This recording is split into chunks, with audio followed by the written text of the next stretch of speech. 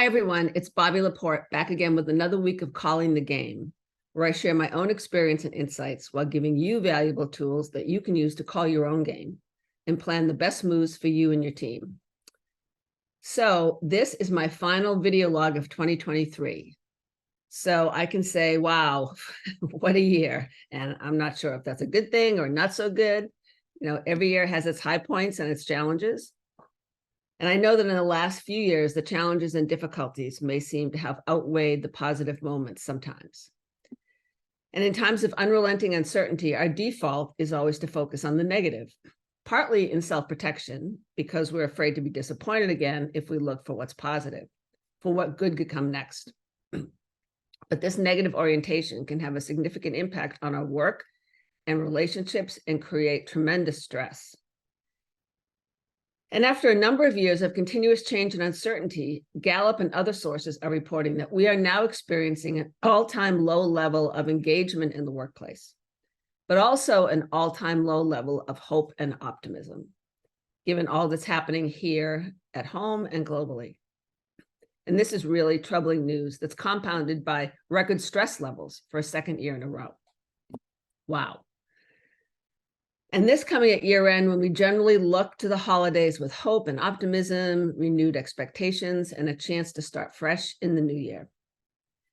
This picture definitely presents perhaps unprecedented challenges for leaders who are already themselves struggling to maintain a positive outlook.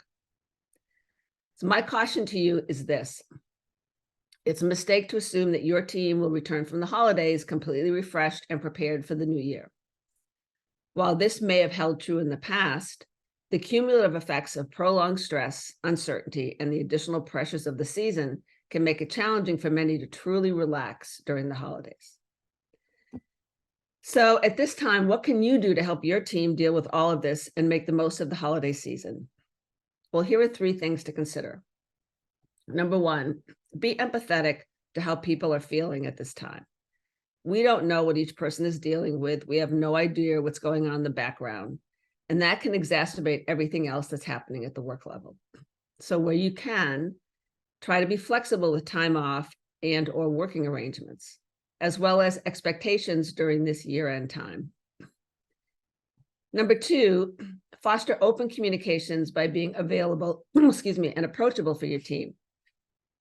If you regularly schedule one-on-one meetings with your team members, try to keep those. I know it can be tempting to skip or cancel them with all that's going on. But these meetings provide an opportunity for them to voice any concerns and receive support from you. And lastly, as we close out the year, be optimistic in a realistic way, acknowledging all that has been accomplished during the past year, sharing your view of possibilities for your team and the business, and generally maintaining a positive, aspirational tone. So before I close, I'd like to thank and acknowledge my colleague, Sarah Dean, who's the CEO and founder of Mevolution. She shared some of the insights that I've shared with you in this post. Sarah is an innovator who works at the intersection of behavioral and cognitive science and AI.